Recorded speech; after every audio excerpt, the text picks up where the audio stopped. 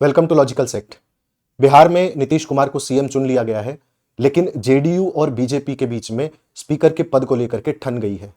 इस सेशन में हम ये समझने की कोशिश करेंगे कि स्पीकर ऐसे कौन से काम कर सकता है जिसके लिए एक सीएम उस पद को लेने के लिए अड़ जाए और बीजेपी जैसी बड़ी पार्टी से दुश्मनी मोल ले ले। वहीं बीजेपी भी लगातार ये चाहती है कि सीएम के साथ साथ भविष्य में स्पीकर का पद भी उनके पास आए ताकि वो वही काम कर सके जो उसने पहले कुछ विधानसभाओं में किया है।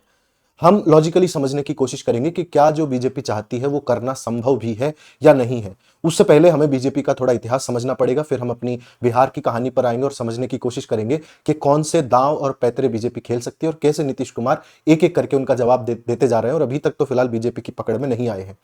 आप अगर खबरें देखेंगे उठा करके तो आपको पता चलेगा कि ये जो दौड़ है दोनों की स्पीकर के पद को लेकर वो इंटेंसिफाई हो चुकी है और सीएम नीतीश कुमार ने ओथ तक को होल्ड कर दिया था और 2 दिन वेट किया, अपना इस्तीफा नहीं दिया सिर्फ इसलिए क्योंकि स्पीकर के पद पर कोई सहमति नहीं बन पाई थी।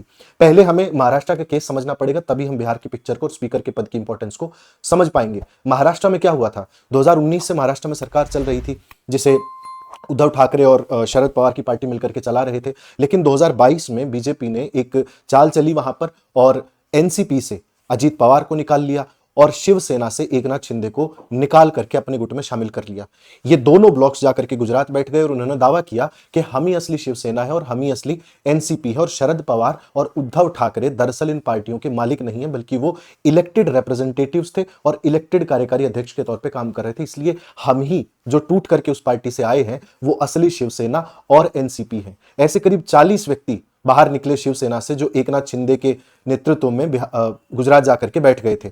अब गुजरात में जाकर के जब इन्होंने सरकार बनाने का दावा पेश किया तो शिवसेना ने और एनसीपी ने अपने बागी गुट के विधायकों के ऊपर डिस्क्वालिफिकेशन का केस कर दिया। आपको जानना होगा कि विधानसभा में कुछ प्रैक्टिसेस हैं जिन्हें मानना बहुत जरूरी होता है। इसमें एक होता है विप। अगर कोई व्यक्ति अपने पार्टी विप की बात को नजरअंदाज करता है या उसके अनुसार वोटिंग नहीं करता है तो वो डिस्क्वालिफिकेशन के लिए लायबल होता है। लेकिन ये सारे विधायक जाकर के जब गुजरात बैठ गए तो इन्होंने कहा कि जो हमें विप जारी कर रहा है दरअसल उसके पास ये अधिकार ही नहीं है कि वो उस पार्टी का असली अध्यक्ष है, बल्कि असली अध्यक्ष और सदस्य तो हम हैं। हमने उन्हें चुन रखा था, हम अपना नेता बदलना चाहते हैं और जो व्यक्ति शिवसेना के असली रिप्रेजेंटेटिव होने का दावा करते हैं दरअसल उन्हें हम ही ने चुन रखा था। अब हम अपना नेता दूसरा चुनना चाहते हैं, तो इसमें समस्या क्या है। अब एनसीपी ने और शिवसेना ने दोनों ने इन बागी हुए विधायकों के ऊपर डिस्क्वालिफिकेशन जैसे ही लगाया वैसे ये केस चला गया स्पीकर के पास। पहले सुप्रीम कोर्ट गया, जब तक ये केस सुप्रीम कोर्ट में था तब तक इनके डिस्क्वालिफिकेशन पर कोई निर्णय स्पीकर ने नहीं दिया था। फिर सुप्रीम कोर्ट ने अपने डिसीजन में कहा कि ये स्पीकर का अधिकार है कि वो डिसाइड करे कि किस व्यक्ति को डिस्क्वालीफाई करना है और किसे नहीं करना है। आगे चल के स्पीकर एक फैसला देता है। नार्वेकर उस वक्त महाराष्ट्र सदन के स्पीकर थे और उन्होंने बीजेपी के पक्ष में रूलिंग देते हुए ये कहा कि ये जो बागी विधायक टूट करके आए हैं ये दरअसल पार्टी के विप का उल्लंघन करने का मामला नहीं है और ना ही इन्हें डिस्क्वालीफाई किया जा सकता है, ना ही ये एंटी डिफेक्शन का मामला है, बल्कि ये तो सरासर पार्टी के अंदर अपनी लेजिटिमेसी दिखाने का और असली नेता बनाने का मामला है। और एनसीपी गुट से आए विधायकों को और शिवसेना गुट से आए विधायकों को डिस्क्वालीफाई नहीं किया जाता है, वो बीजेपी के साथ मिलकर सरकार बनाते हैं।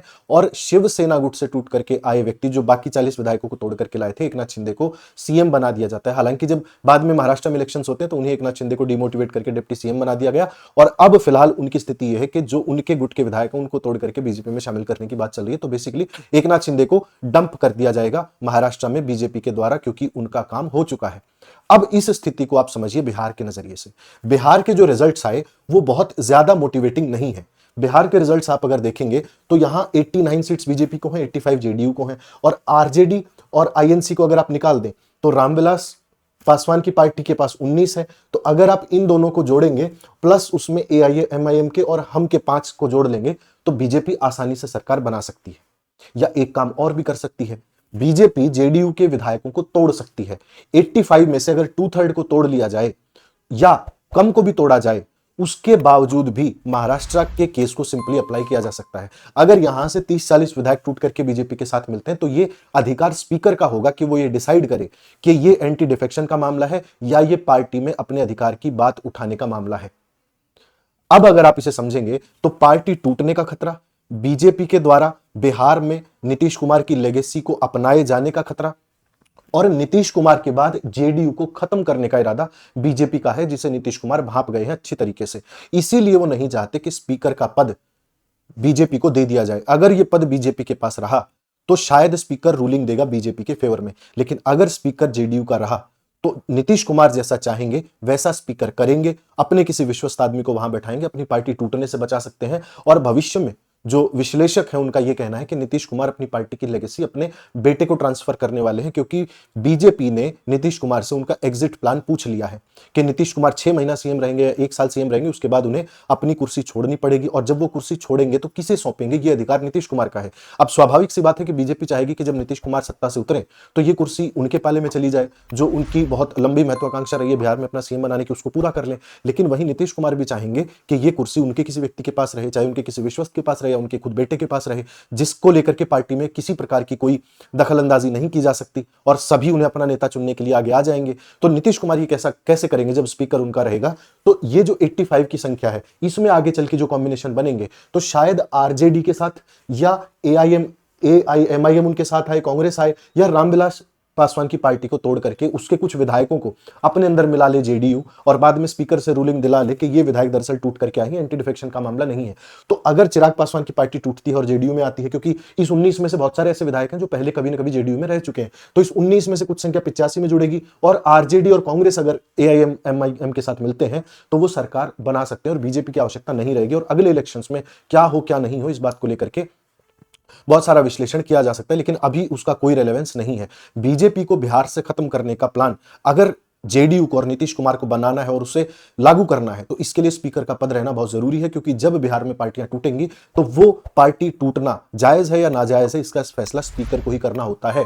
और अगर नीतीश कुमार का कोई विश्वस्त आदमी यहां बैठा रहा तो वो निश्चित सी बात है कि रूलिंग जेडीयू के फेवर में देगा, क्योंकि अगर नीतीश कुमार को अपने बेटे की राजनीति को आगे बढ़ाना है और बीजेपी के प्रभाव से उसे बचाना है तो ये एक ही सूरत में हो सकता है, जब जेडीयू इंटैक्ट रहे, जेडीयू टूटे ना।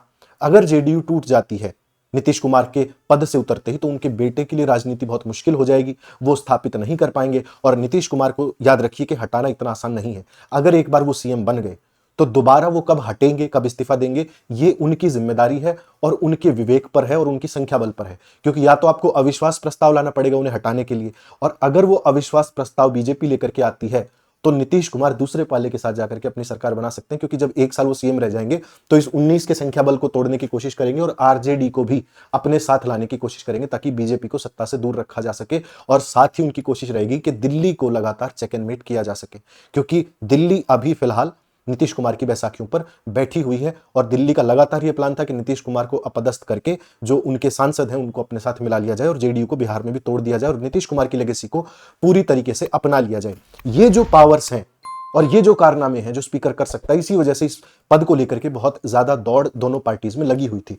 अगर आप देखोगे जो कॉन्स्टिट्यूशनल प्रोविजंस हैं, चाहे लोकसभा के स्पीकर को लेकर हो चाहे विधानसभा के स्पीकर को लेकर हो, वो लगातार इनकी शक्तियों के बारे में बताते हैं। जैसे आर्टिकल 180 जो है वो कहता है power of deputy speaker and other person to perform the duties of the office of or to act as a speaker of the Lok Sabha. ये तो हो गया कि एक डिप्टी स्पीकर भी स्पीकर का काम कर सकता है। उसके अलावा जो स्पीकर और डिप्टी स्पीकर हैं वो रेजोल्यूशन पर तब तक बात नहीं करेंगे जब तक उनके खिलाफ कोई मामला चल रहा हो, ये भी सही बात है। और अगर ये पद वेकेंट है किसी भी लोकसभा में या विधानसभा में, या रेजिग्नेशन हो जाता है या उनका रिमूवल है, उसको लेकर के प्रावधान किए गए हैं। साथ ही भारत में जो अलग अलग केसेस हुए हैं वो हमें बताते हैं कि इनकी शक्तियां क्या हैं। तो अगर आप पहले केस में ही देखोगे कि होतो होलान के मामले में जो 1993 का केस है, decision of the presiding officer is not final.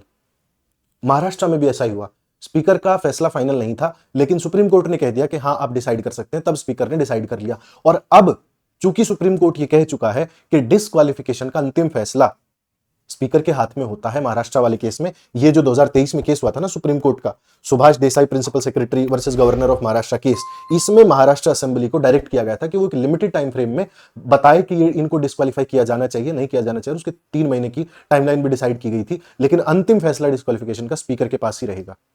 तो अब आप समझे कि कितनी बहुत ज्यादा गहरी जरूरत है स्पीकर के पद की। और अगर स्पीकर का पद नीतीश कुमार के पास नहीं रहा तो उनकी पार्टी में बहुत जल्दी खेल हो जाएगा, क्योंकि 85 की संख्या को तोड़ना, 20-30 विधायक यहां से तोड़ना बीजेपी के लिए कोई बहुत मुश्किल नहीं है। और अगर स्पीकर उनका रहा तो इसे जायज भी ठहरा देगा, फिर नीतीश कुमार सत्ता से भी बाहर होंगे, उनके बेटी की राजनीति को भी खतरा हो जाएगा और वो दूसरी पार्टियों के साथ मिलकर के सरकार भी नहीं बना पाएंगे। अगर स्पीकर नीतीश कुमार का रहा तो यही खेल वो बीजेपी के साथ कर सकते हैं, इसीलिए इस पद पर अड़े थे। वो 2 डिप्टी सीएम के लिए मान गए, हो सकता है कि कुछ मंत्रालय भी छोड़ने को मान गए हों, लेकिन स्पीकर का पद छोड़ने के लिए नीतीश कुमार नहीं माने। डिसीजन अभी नहीं हुआ है, बहुत सारे लोग इसकी दौड़ में भी हैं। 2 प्रमुख चेहरे मैंने आपको शुरुआत में दिखाए थे, ये दो व्यक्ति हैं जो लगातार इस दौड़ में बने हुए हैं, जेडीयू की तरफ से भी, और नेगोशिएशंस लगातार चल रहे हैं। लेकिन एक बात निश्चित है कि स्पीकर नीतीश कुमार बनाएंगे और अपना विश्वस्त बनाएंगे, और बीजेपी को न सिर्फ सत्ता से दूर रखेंगे बल्कि उनकी पार्टी के साथ छेड़खानी करने से भी बचाएंगे।